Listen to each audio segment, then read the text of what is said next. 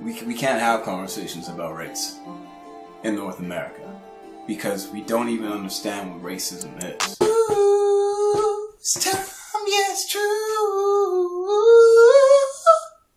Time to get controversial. Time to get controversial. What up, everybody? It's Vegan Called Quest. It's been a minute. Yes, it has. Racism. Racism. Woo! Run for the hills, people. One thing I think needs to really get cleared up about racism is it's not inherently evil, but it is inherent. Everybody always takes something like racism and wants to simplify it, you know?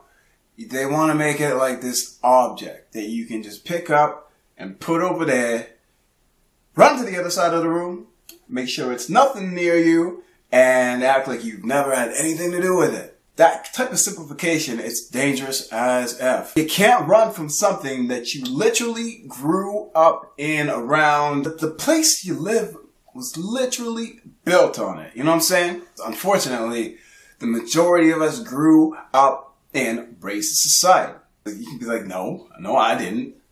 I've never called anybody an N or this or that, or I've never, I grew up, I don't see color. My parents raised me not to see color. Regardless of what your parents told you at the dinner table, when you went and turned on the television, when you walk down the street, you see the news, the magazines, the big advertisements on the bus stops, wherever. You probably noticed growing up that there was one complexion that was a lot more prevalent than the other ones. One color is normal. Every other color is different, ethnic, exotic. I grew up watching the same television, reading the same news, watching the same movies.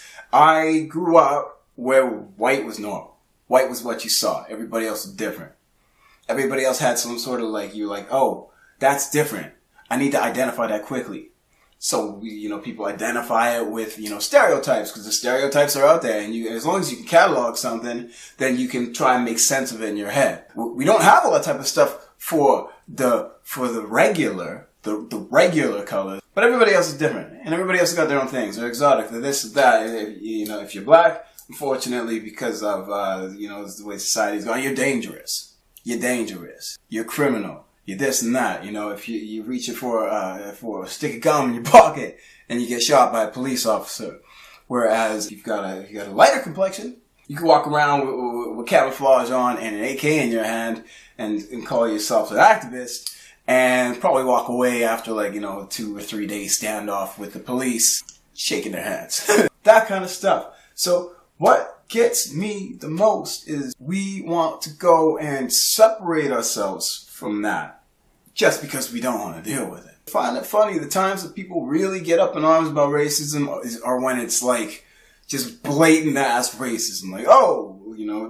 Young man in Missouri got hung from a tree. Somebody called this guy an N on national television. Really blatant racism like that? That's the one that want to throw the shit way across the room, never touch it with a 10-foot pole. And that's dangerous. Making it this evil demon makes it seem like to be any part of that, you're inherently evil. And who the fuck is going to admit to that? You're probably never going to want to categorize yourselves as racist. Even though you probably grew up in a society in North America where there was one color that was normal, everything was different, and the society may or may not be built on genocide of different peoples and the bringing in and genocide of other peoples that didn't look like the normal to build that place and treat them like criminals up until still. If that is your society that you live in, then I hate to be the bearer of the bad news, but you've probably got some inherent racism in you. And that's not it's a bad thing. It is a bad thing. What am I saying? It's a shitty thing. It sucks. But it's not evil. Because if it's evil, then you ain't gonna want nothing to do with it. And if you don't want nothing to do with it, and we can't even have those conversations, and you're just gonna throw some hoofy, hoity-toity kind of, I love you whether you're blue, black, green, orange, yellow, I don't see color, I'm colorblind. No, I'm sorry. But it does not absolve you from being a part of racism as a whole. Because if we actually delved down and had like really serious conversations about race, you probably understand that racism is inherent. And it's in you there if we were able to ever get to that conversation, but we can't get to those conversations because we're so busy trying to categorize it as this big, bad darkness that nobody even wants to touch it. The day-to-day stuff that people don't even acknowledge or realize what is actually racist is the stuff that really beats people down. So when we're going to roll around calling people snowflakes and this or that or too sensitive, when they call out actual racism, it's laughable. It really is. Because if you're not part of that whiteness, lack of a better word, then you really don't understand what it is to have a lifetime of that in this society. You can call us weak for calling stuff like this, but the joke is we're tougher than you'll ever know. So when we can start having those conversations is when we can start actually making change. So if you're one of those people that says you don't see it, you don't see color, everybody's part of a rainbow and stuff like that. If you genuinely want to get rid of that evilness, forget about the evil. Just think about the inherent and look within. Because if you can't even point the mirror back at yourself, then we're fucked. Full stop.